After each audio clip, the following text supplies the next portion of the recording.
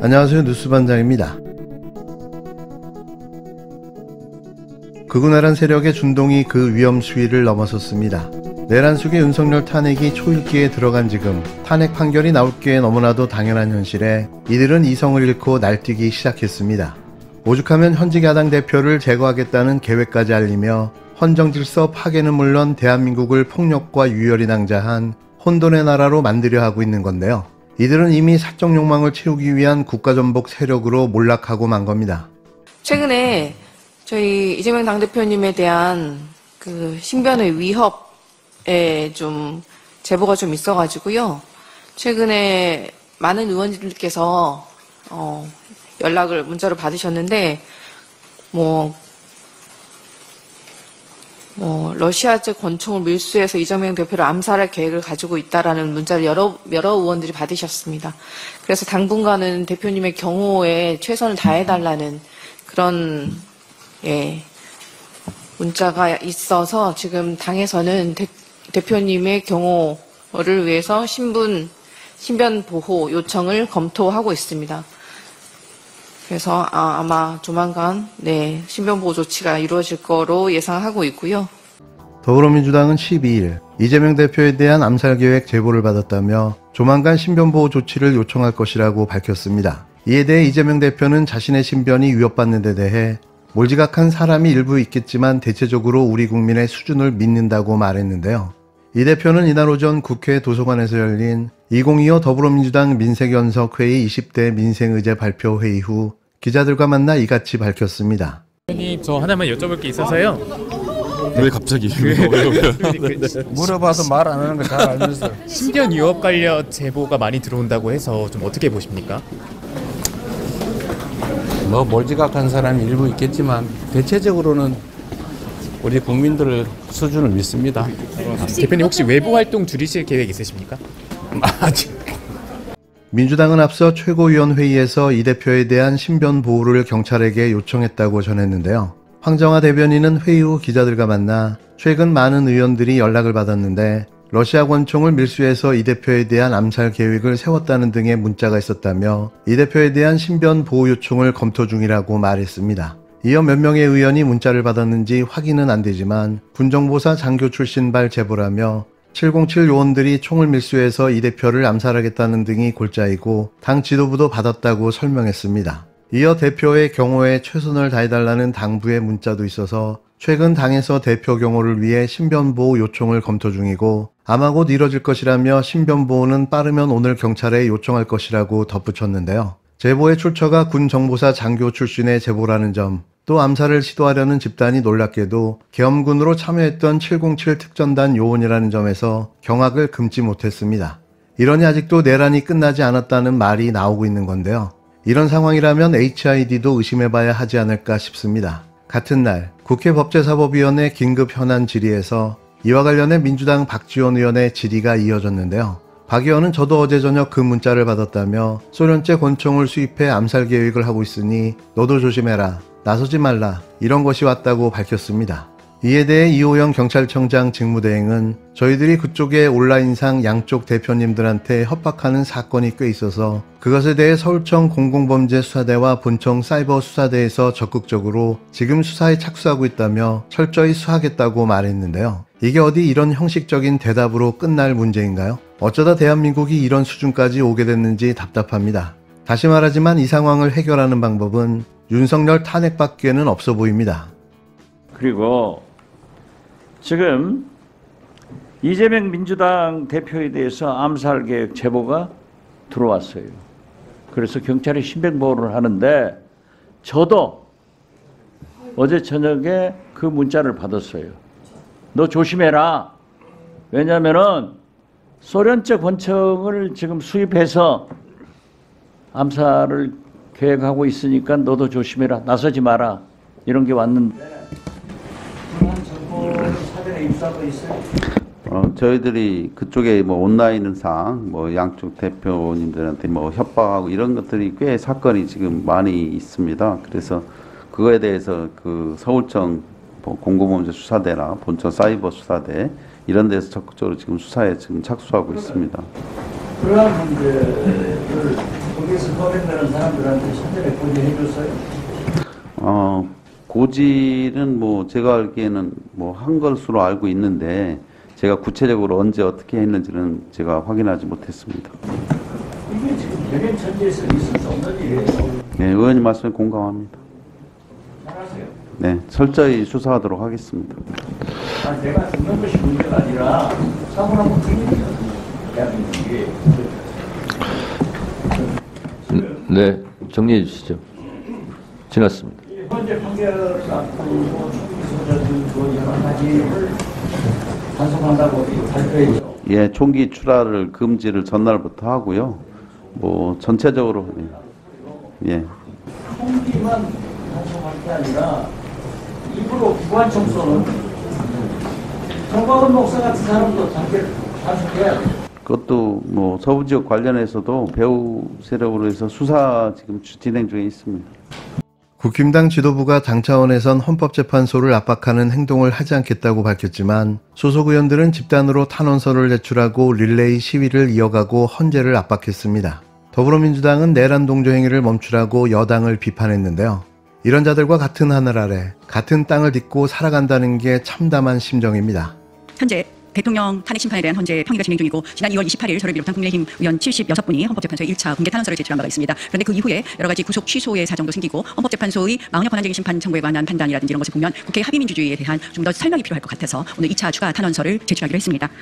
존경하는 국민 여러분, 언론인 여러분, 헌법재판소의 문영배 소장 대행을 비롯한 헌법재판관 여러분, 헌법재판소 평에 있어서 가장 중요하게 고려되어야 할 것이 있습니다. 바로 적법 절차 원칙, 듀 프로세스 오브 로우에 대한 진정한 의미와 헌법적 중요성을 다시 새기는 것이 필요할 것입니다. 둘째는 국회에서 이 합의민주주의, 의회민주주의 본질에 대한 이해를 바로 잡는 것이 또 필요하다는 말씀을 드립니다. 국회 의결을 가장한 민주당의 일당 독재, 단독 표결 강행은 합의제 기구인 국회의 결정이 아닙니다. 합의와 협의, 정상적 토론과 숙려가 제대로 보장받지 못한 의결은 진정한 적법 절차가 아닙니다. 윤석열 탄핵심판 선고를 앞두고 국힘당 의원 82명이 헌법재판소에 적법 절차를 반드시 준수해달라는 2차 탄원서를 제출하고 나섰습니다. 이들은 대한민국 헌정사의 중대 전환점이라며 적법 절차와 의회 민주주의를 위한 현명한 결정을 내려달라고 압박했는데요. 매일같이 헌재를 향한 돈 없는 겁박과 협박이 이게 제정신인가 싶은 거죠. 강승규 의원이 주최한 국민저항권에 대한 국회 토론회는 계몽령 발언으로 극우 진영 스피커로 떠오른 한국사 강사 전한길 씨가 강연자로 나섰는데요. 국힘당 공천권 하나 얻어보려는 전 씨의 몸부림이 애처로울 지경입니다. 여당 지도부는 헌재를 압박하는 행동을 하지 않겠다고 밝혔지만 의원 50여 명은 친윤계 의원들이 시작한 헌재 24시간 릴레이 시위에 동참하기로 했는데요. 국회의원이라는 작자들이 오히려 더 지지자들을 선동하고 있는 겁니다. 네, 모두 함께해 주셔서 감사드립니다. 특히 우리 김경수 지사님 건강관리 잘하십시오. 우리 김 지사님 건강 많이 해치기 전에 이 상황이 정리돼야 될 텐데 걱정입니다. 저도 강화문에서 2016년에 열 며칠 이렇게 있었는데 베개 잠을 잘 수가 없어요. 이 지하철이 땅을 막 흔들기 때문에 밤에 잠을 못 자겠더라고요.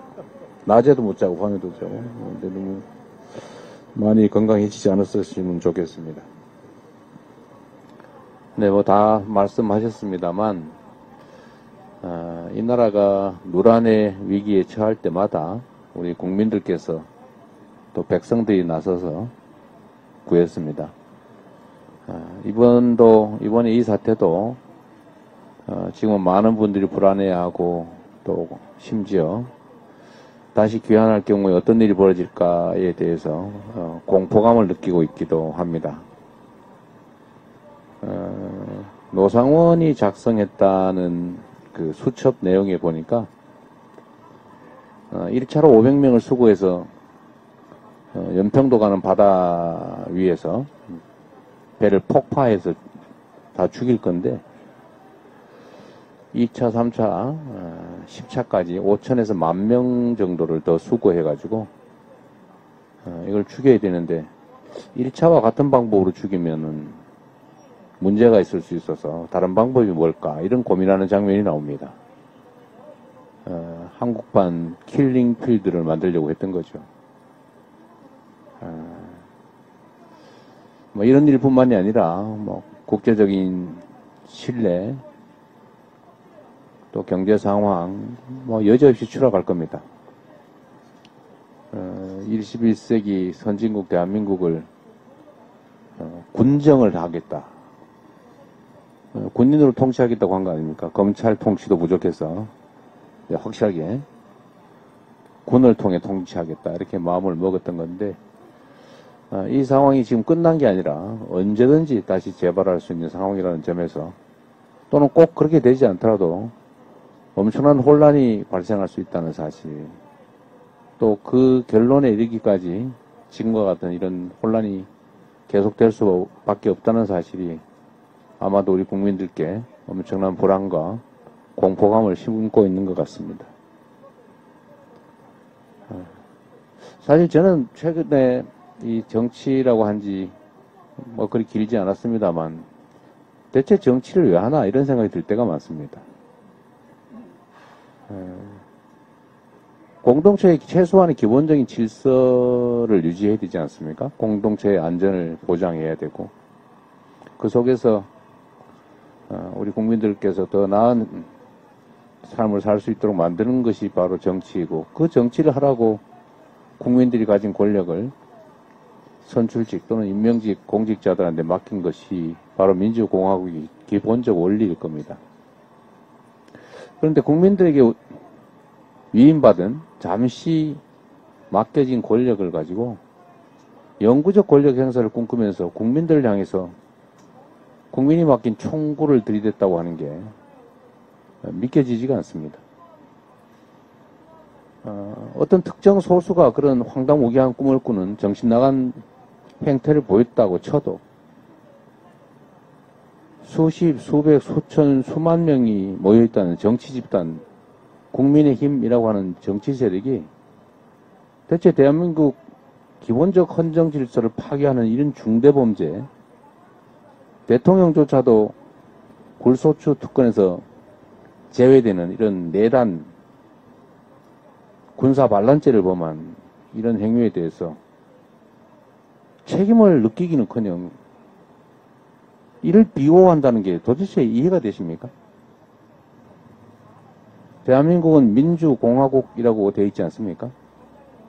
국민이 주인인 나라이고 모두를 위한 나라이지 특정 계층을 위한, 특정 계급을 위한 나라가 아니라는 것입니다. 그런데 이 민주공화국에 우리 국민들의 주권을 정치적으로 대신 행사하는 정치 집단이 이 헌정 질서를 통째로 파괴하고 국민들을 집단 살상하겠다고 했던 그 행위를 옹호하고 있습니다. 그에 대해서 책임을 묻자고 하는 것에 대해서 합법적 절차를 비난합니다. 그리고 그 합법적 권한을 행사하는 국민의 대리인들을 겁박합니다. 그러고도 이 나라의 국민의 정치적 의사를 대변하는 정치 조직이라 할 수 있겠습니까? 저는 이게 더 걱정입니다. 지금 당장 탄핵을 하든지 안 하든지 또는 언제 하든지 이것은 헌법재판소가 적절하게 잘 할 거라고 저는 믿습니다. 국민적 상식에 역사적 소임에 어긋나는 그런 결정을 어떻게 하겠습니까? 일부 국민의힘에서 기대하는 것처럼 탄핵이 기각된다. 그래서 대통령이 다시 직무에 복귀한다. 어떤 일이 벌어지겠습니까? 그건 공식적으로 헌법재판의 이름으로 앞으로 대통령은 아무 이유도 없이 국민을 계몽시키기 위해서 그냥 필요할 때 아무 때나 군을 동원해서 계엄령을 선포해도 된다는 얘기 아닙니까? 국회나 이런 헌법이 금지한 헌법기관의 군대를 파견해서 그 권한 행사를 막아도 괜찮다는 얘기 아닙니까?